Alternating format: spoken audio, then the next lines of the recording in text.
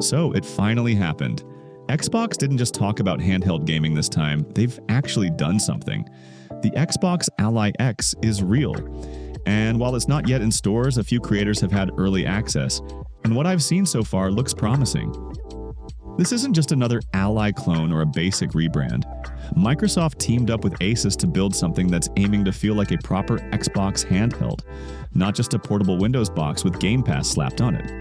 And from what we've seen so far, it looks like they've been paying attention. This model runs a custom version of Windows 11 that's tailored to feel like a console.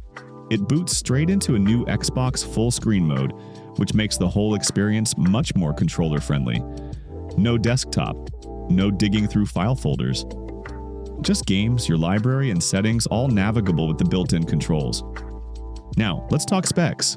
The Xbox Ally X comes with the latest Ryzen AI Z2 Extreme chip. That's a bump over the Z1 Extreme in the regular Ally and gives about 10 to 15% more performance, depending on what you're doing. It also helps with battery efficiency, which is a big deal for these devices. You also get 24 gigabytes RAM, which is a step up from the usual 16 gigabytes most devices ship with.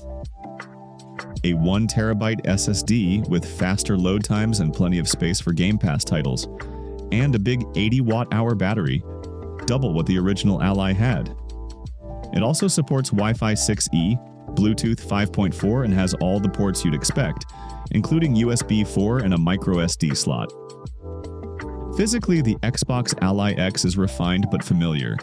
It's got a slightly chunkier grip, which actually helps during longer sessions. The biggest change is the addition of impulse triggers, similar to what Xbox Series controllers use. It's a subtle change, but it makes the whole thing feel closer to an actual Xbox controller. The screen remains a 7-inch 1080p IPS panel at 120Hz with VRR. No OLED, which some might miss, but the refresh rate helps in fast-paced games. It weighs about 715 grams, not the lightest, but that's the trade-off for a bigger battery and more cooling space. If you're looking at this versus the Steam Deck OLED, there's a clear trade-off. The Deck has the better screen, OLED colors and contrast are hard to beat, but it's stuck at 800p, 90Hz, and lower specs overall.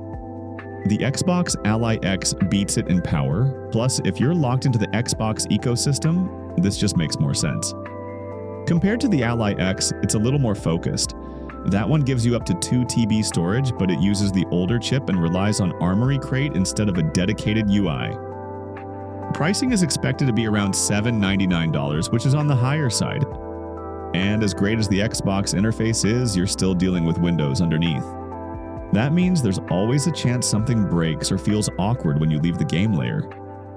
Also, it's limited to 1 TB storage for now, unlike the Ally X, which offers up to 2 TB internally.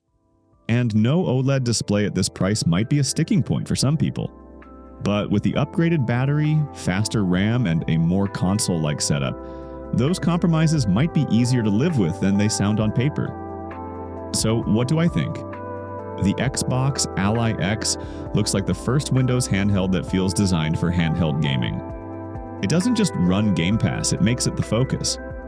The UI feels tight, the performance is there, and those small touches like impulse triggers and optimized power management actually can make a difference. This isn't a full first-party console from Microsoft, but it's probably the closest we've ever been to a real Xbox handheld.